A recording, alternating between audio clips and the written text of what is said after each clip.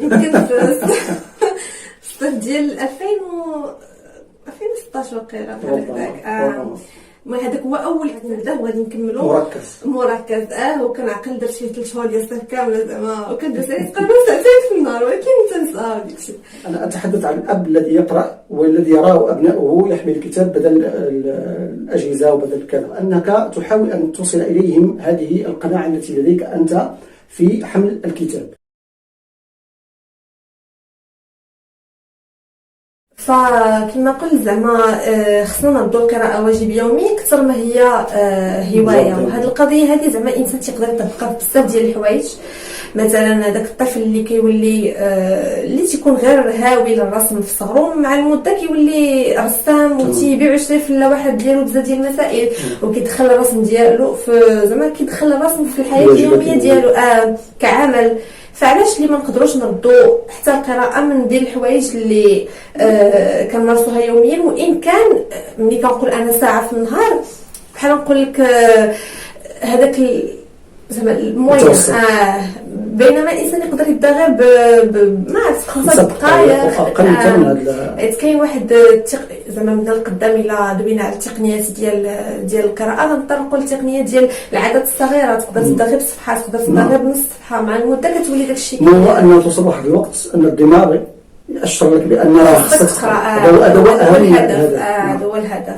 طبعا كل هذه يعني المراحل ستاتي ان شاء الله يعني متتاليه، لا تاتي مره واحده، وانما الانسان فقط يصل الى مرحله على ان دماغه يكون يعني متعلق بالقراءه نسبيا، ثم يتحول بعد ذلك الى عاده، ثم بعد ذلك يتحول الى شيء من الضروره، بحيث ان القارئ المتميز اذا لم يقرا في يومه احس يعني بنقص، في كانه لم يتغذى غذاءه لجسده او نعم، يشعر بتقصيره هذا ويشعر بإهماله. لكن ويحاول أن يعوض هذا الإهمال وهذا التقصير في وقت غير الوقت الذي كان محدد. مثلا لو أنني كانت مثلا عادتي أن أقرأ نصف ساعة وأقرأ ساعة مثلا في الصباح أو كذا، أجعل هذا النصف ساعة إذا لم يتح لي في الصباح أجعله في مثلا قبل النوم. وسبحان الله القراءة قبل النوم من الأشياء الجميلة جدا. أنا أذكر وأنا صغير جدا، أذكر ربما يعني 14 سنة هكذا، كنا نبيت مع إخوة في بيت كبير جدا، كبير في بيت والدي رحمه الله، وكنا 3 إخوة أو 4 إخوة نبات في مكان واحد. فكنت أشتري بعض الشمع للقراءة من مصروفي اليومي، أخذ بعض الشمع للقراءة، فأضع الشمع عندي في المكان الذي أبيت فيه، ثم أقرأ. وطبعا ليل الشتاء طويل جدا، أنا أذكر ربما الأذان العشاء يؤذن مع 7 أو 7 إلا ربع مساء، ثم الكل ينام، يعني 8:30 الكل في البيت، وقد يعني تعشينا وكل واحد يعني في مكانه. فكنت أنا أقرأ في تلك المرحلة، أقرأ ربما كنت أقرأ ل4 ساعات متواصلة، من إلى 11 إلى 12، ثم أطفأ الشمع وأنام وأنا مجهد بالقراءة، حتى النوم يكون جميل، والنوم يكون يعني فيه من الراحة. نعم، جميل جدا أن تنام بعد القراءة، جميل، شعور لا يشعر به ولا يحس به إلا من جربه. فانظر ما تراكم هذه الساعات في سنة واحدة، لسنة واحدة فقط. تراكم هذه الساعات لسنة واحدة يجعل منك شخص آخر تماما، في تفكيرك، في أسلوبك، في جميع، يعني حتى يعني ظهورك في الوسط الأسري يكون له طبع مميز عن غيرك. وهذا شيء جميل في الحياة.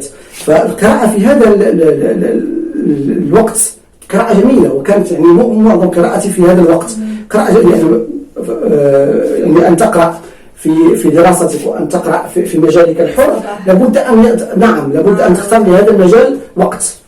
فكنت أقرأ في هذا الوقت، وكان يعني من جزيل عطايا الله سبحانه وتعالى أن وفقني لهذه المسألة بدون دراسة بدون قراءة لأي حتى في مجال في يومنا هذا الحمد لله. يعني من أراد أن يهتم بموضوع ما يجد فيه يعني بدل مقالة 10 مقالات و100 مقالات، لكن في زماننا هذا لم نكن نجد هذا إلا توفيق من الله سبحانه وتعالى وببعض الإرشادات ممن سبقونا من كما ذكرت في الأسرة ممن سبقوني وممن وجهوني لا أنكر فضلهم في هذا المجال.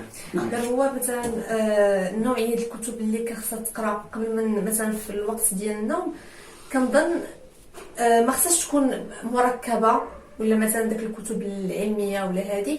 كنظن انه هذه الكتب اللي كتكون شويه كتحتاج واحد التركيز كبير كخصها تكون في الصباح اولا، ولا زعما ماشي زعما عند تجربتي انا كنشوف القراءه ديال الصباح ماشي هي ديال الليل. مثلا بالليل كتقدر تقرا عليا انا كنقدر نقرا قصه ولا هذه، لكن في الصباح الا بغيت كتاب يكون شويه مركز كنقراه في الصباح. طبعا يعني كل هذه الارشادات وكل وضع التجارب امام الناس هذا من فوائده انه كل انسان يتقي من التجارب ما يوافق شخصيته وما يوافق يعني ظروفه. انا كشخص كنت اقرا في مجال الحر في هذه الساعة، ومجال الحر فيه ما هو يعني مركز وفيه وما هو طبعا من المسائل التي أذكرها أني كنت أضع بعض الكتب بجانبي، أضع كتب يعني مثلا مركزة وأضع كتب السير وكتب التاريخ بجانبها. فيعني إذا مللت مثلا من الكتب المركزة وبدأت أحس بالعياء والإجهاد قرأت في كتب السير وكتب التاريخ الذي يعني لا تحتاج منك كثير جهد وكثير تركيز، فأنت تقرأ وهذه يعني المعلومات تدخل إليك بتلقائية. نعم. فكنت في أول يعني الليل أقرأ في الكتب المركزة، لكن إذا أحسست بالإعياء والإجهاد وإلى غير ذلك أقرأ في هذه تجربتي، يعني بما أن الموضوع كله يتكلم عن تجارب الخاصة. هذه تجربتي، وكل من الناس الذين يستمعون هو يطبق على نفسه التجربة التي توافق ظروفه. نعم كنتفق معك. زعما هضرت على تجربتي الخاصة، كنشوف باللي مثلا الكتب المركزة صعيب عليا شويه نقراها بالليل حيتاش غالبا انا ما يمكنش ديك الساعه هذا. بينما مثلا القصص الروايات كتجي بالعكس كتجي مزيانه في ديك الوقيته. وبزاف ديال الناس كيأكدوا على الاهميه ديال القراءه قبل النوم، بحيث كتخليك سورتو حنا دابا في واحد العصر اللي غير التليفونات كيكون لك مشكل كبير ديال انك تشد التليفون اون فوا تفيق ولا قبل ما تنعس. خايب بزاف لانه كي ياثر على النوم ديالك كامل، ما كتنعس ودماغك باقي خدام ولا متاثر بداكشي اللي شتي. بينما بالقراءه يقدر يبقى كيدور لك في بالك داك الافكار اللي قريتي، ولكن الطريقه باش تلقيتيهم كانت طريقه شويه هادئه، يعني القراءه فيها هدوء نوعا ما، فكتخلي الجسد ديالك كامل والدماغ ديالك مرتاحين، وبالتالي كتكون الجوده ديال النوم زعما افضل. فانا كنحب هذه الفكره بصراحه. غير هي كما قلت نوعيه الكتب بالنسبه لي كتختلف على حسب الوقيته وصافي. نعم. بالنسبه للروايات يعني كتجربه بالنسبه لك الروايات يعني بالفصحى ام روايات بالدارجه ام روايات؟ لا انا ما كيعجبنيش روايات بالدارجه، حتى الان ما كيعجبنيش روايات بالدارجه. زعما حتى منين بديت باللغه العربيه، ولكن كنت في اللغه كنتصنت. كاينين بزاف ديال الروايات في يوتيوب، كاين الساعات كاع كاين اللي كتلقاها كتب صوتيه كتب صوتيه ولا روايات نزار القصه. كبدايه مزيانين الانسان يتصنت لهم مزيان، ولكن مع المده كتولي كيف ما قلت ما كتكتفيش. مثلا كتلقى روايه ما كاملاش دونك كضطر تمشي تشري كتاب ديالها وهذا. فتجربتي معهم مزيان لانه زعما لقيت بزاف ديال الفوائد، من بينها مثلا اللغه ديالك كتحسن، الاسلوب كيتحسن، واهم حاجه كتولي كيفاش نقول بحال مثلا بعض المرات الكاتب كيوصف لك واحد الحاجه معينه، واحد المشهد بواحد الطريقه دراميه، وهذه كتولي بحال كيقول لك العقل السينما من نوع خاص. كتولي حتى القدره ديالك على التخيل كتزاد بزاف ديال الحوايج. فانا الروايات كاين بزاف الناس كيقللوا من الشأن ديالهم، كيقول لك لا فاش غتفيدني انا روايه. انا كنفضل تقرا روايه على مثلا كاين مسلسلات راه كتلقى فيهم مثلا حلقه فيها ساعتين ومسلسل كله فيه 30 حلقه بزاف. فديك الساعه انا اللي احق نسولك شنو غتستافد منه. وان كانت حنا زعما راه دوزنا الوقيته ديال المسلسل على سبيل الشيء، لكن كتبقى زعما كتلقى باللي راه الروايات اهم في حياتك. وبالرغم من انه كاع داكشي اللي كيتقال فيهم سلبي، انا كنشوف انه بالنسبه للاسلوب، بالنسبه لقدرتك على الخيال وبالنسبه حتى للاستئناس كيونسوا كثر، كيعجبوني الروايات. وان كان زعما دابا ما بقيتش زعما مركزه فيهم غير هما كيف ما قلت، راه وليت كنقرا بزاف ديال طبعا يعني كمرحله لا باس ان الانسان يقرا روايات، لكن من بعد كتب الادب هي كتب مليئه بالعبارات ومليئه بالتصورات. ويعني حتى قيل مثلا كتاب الرافعي، قيل من اي كاتب لم يقرا للرافعي فلا يعد كاتبا. يعني كتب الادباء لا سواء المعاصرين او سواء قرانا الجاحظ الحيوان والبيان والتبيين وغير ذلك، كل هذه الكتب كتب الادب يعني هي كتب مليئه بالعبارات والتصورات، و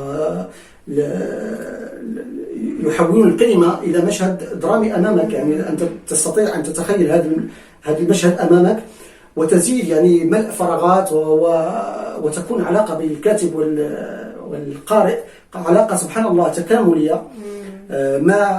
ما قصر الكاتب فيه من وصف، وهذا قليل جدا عن الكتاب الكبار، لكن هو موجود لأنه عمل بشري. ما قصر فيه الكاتب أنت تملأه بخيالك، وما قصره خيالك الكاتب يعني يضغط عليك حتى تستفيق معه وتركز معه، وتكون علاقات تكاملية بين الكاتب وبين القارئ. وإن كان هناك فراغات كبيرة أو فراغات صغيرة، هذا حسب القارئ أو حتى بعض الأحيان حسب الكاتب.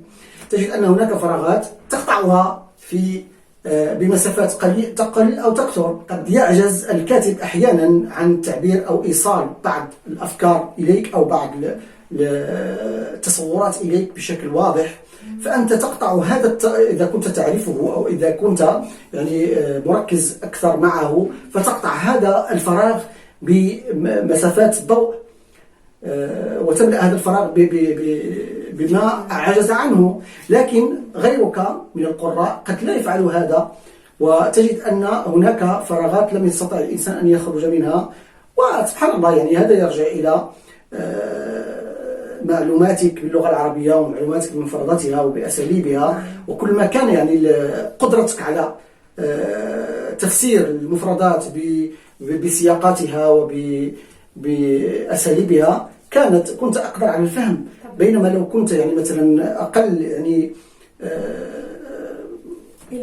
إلمام بهذه الأشياء تلقى مشاكل كثيرة، تجد مشاكل كثيرة جدا. ولذلك كان في لشهور كان من أكبر يعني اهتماماتي أن أوصل للناس الأساليب اللغوية، أو بعض الأحيان المفاهيم للمفردة الواحدة وفيما تستعمل، حتى يغلب في قراءته الفهم والتركيز. إلى أن نلتقي في مقطع قادم إن شاء الله. أستودعكم الله الذي لا تضيع ودائعه، والسلام عليكم ورحمة الله وبركاته.